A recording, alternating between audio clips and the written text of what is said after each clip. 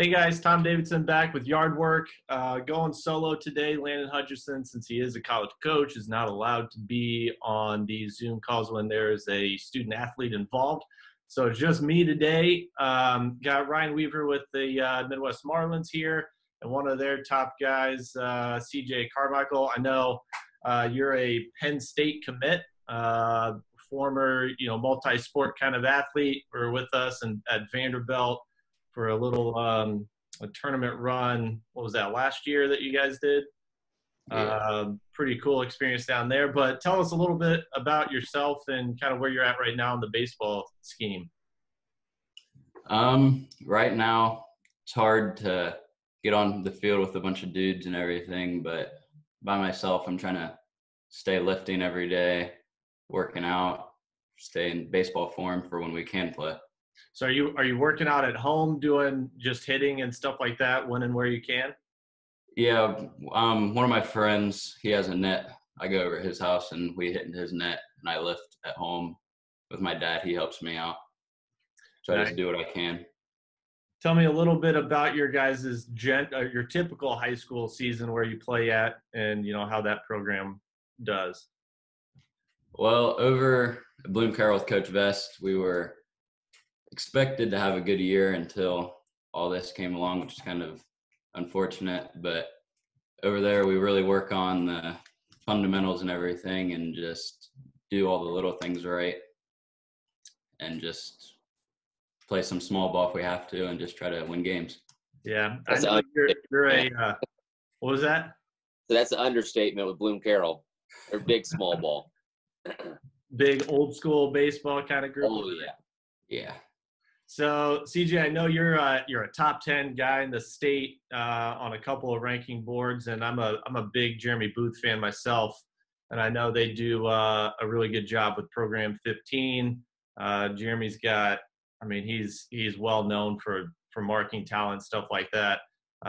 We see him quite a bit and talk to him at the ABCA conventions here and there. Kind of tell me about your experience with those guys and maybe how you feel about that program. The first event I went to with his was 2 Januaries ago. So that event really helped spark me with the recruiting trail and everything. I've been to either 1 or 2 more events at his, and I was planning on going to the one in Oklahoma, but that got moved to Louisiana now, so I'm really excited for that one. And Jeremy Booth has really helped a lot with my recruiting and everything. So I'm really glad that I found his events and he came to the Marlins. Yeah. Tell me about your experience so far with the Marlins. I know you've been there for a little bit. Yeah, I've been there since 12U now, so this will be my 5th year. And I'm really glad I made the move to come over to the Marlins because Coach Weaver and all the staff has really helped push me to be the better player. And they've really helped to get my name out there to other colleges. Yeah, when you guys compete, maybe what do you think is different about the Marlins versus some of the other programs?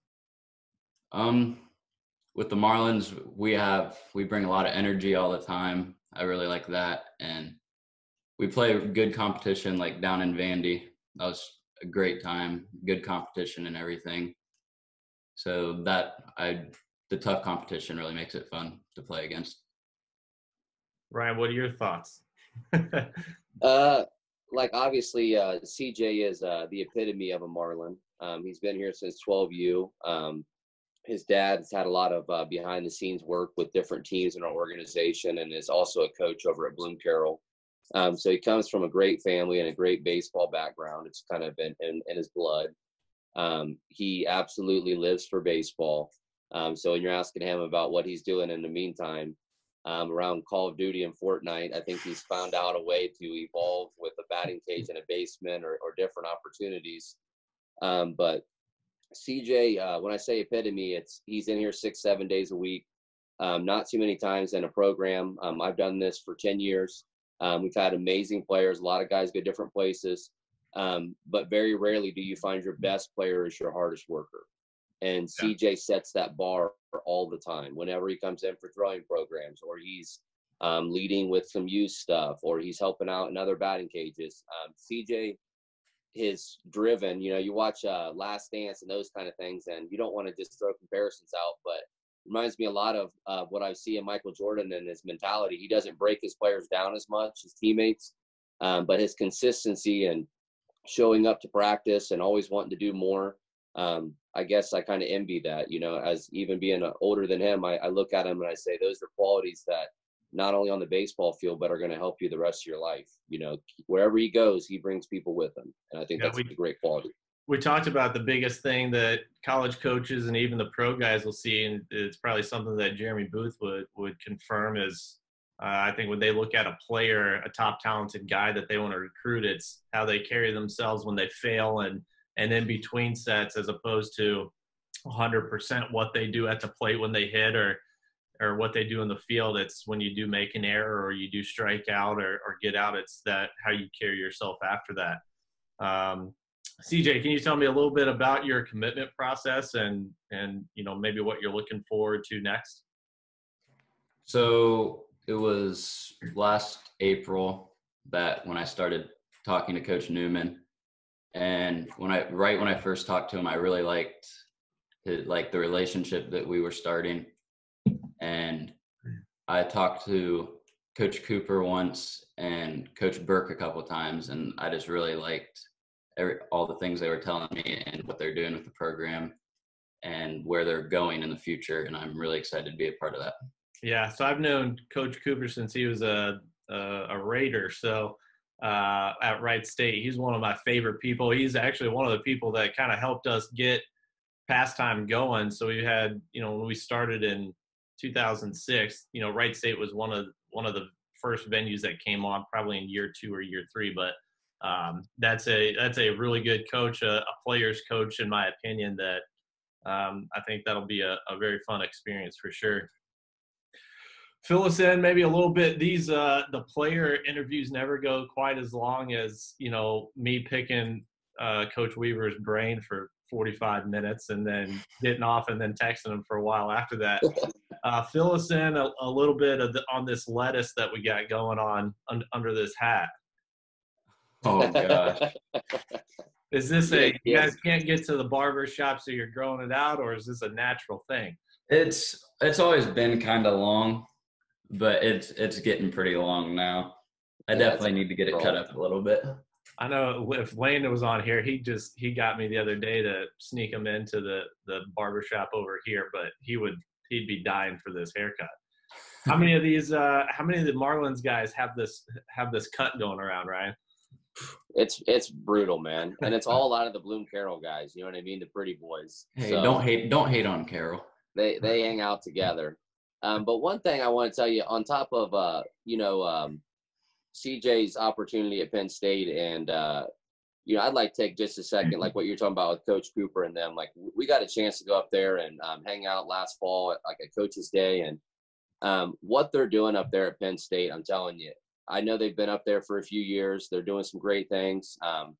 But seeing it collectively, like with what we do in the Marlins organization, where it's culture driven and the players and the coaches, how they react around each other, that's why you can see a top player in the nation like CJ decide so early that he wants to be a part of that, because we're so big on development, and CJ is a guy that, if you talk to Jeremy Booth, he has the opportunity to be drafted out of high school.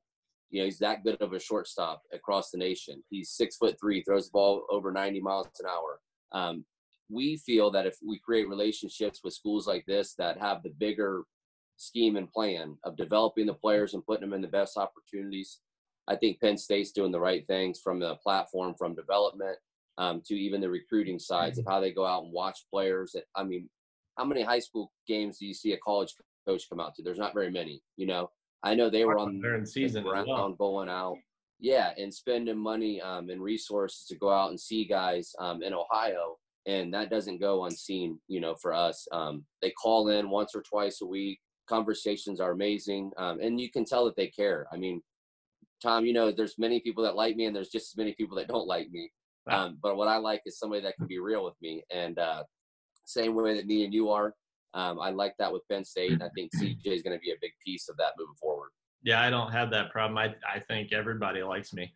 So let me ask you this from a director position and guy running the program.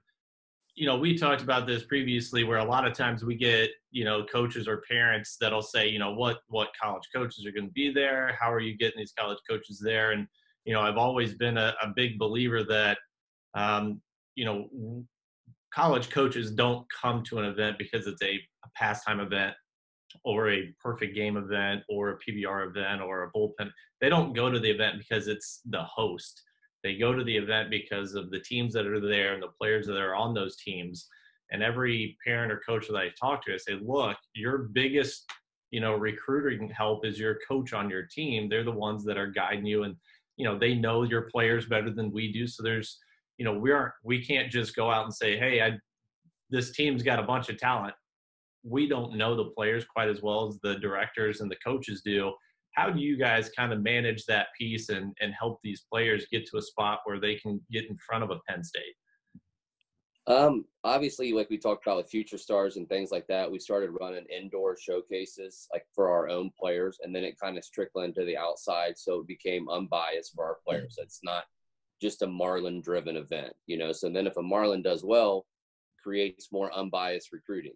But in regards to getting the schools out and stuff in the summer, we've put a lot of that on the guys. I mean, Evan Signs, who committed to Eastern Michigan, I tell the story all the time, but the way that he went about his recruiting and sending emails and taking things on his own, and sending out information, college coaches, like, they're going to hear from us anyways, but if they can have the dedication from a player and it be a sincere email about what you know about that college or that campus and why you want to go there.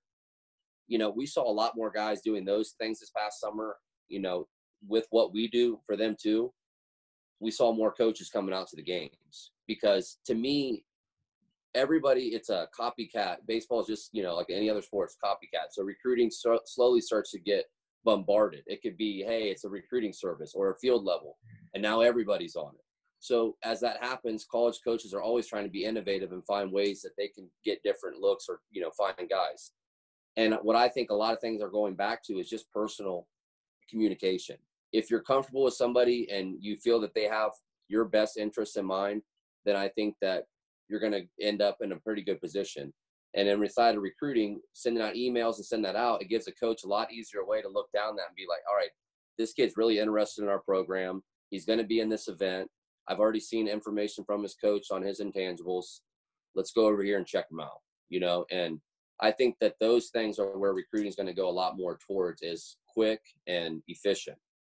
Yeah, I know. I just saw the NCAA extended the Division I dead period through the end of June.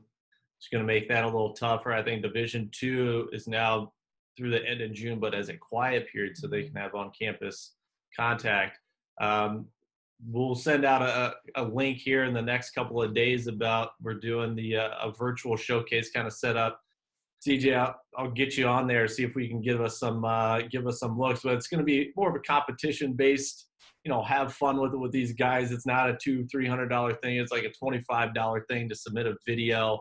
We're going to give out a bunch of swag apparel type stuff on there, but I think it'll be pretty good. But we're going to use a lot of that to kind of help with this, the extension of these dead periods, because they may very well extend it again. Who knows? But I think, CJ, from my standpoint, if Booth's got a big check mark on you as a pro prospect, I'll be interested to see how things progress and wish you the best of luck. Hopefully we can get some good news today from Ohio and get some schedules going and play back on the field this summer.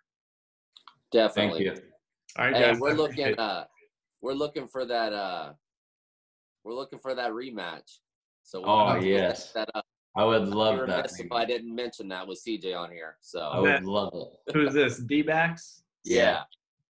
Oh, I know he's chomping at the bit. Those guys that could be a big fall event, a 3-game series or something in the fall. All right, I'm gonna text those guys right now. Work on it. See if I can get them going. Hey, sounds good. We appreciate your time, Tom. All right, Yeah, thank you. Have a good day, sir. All right, see you.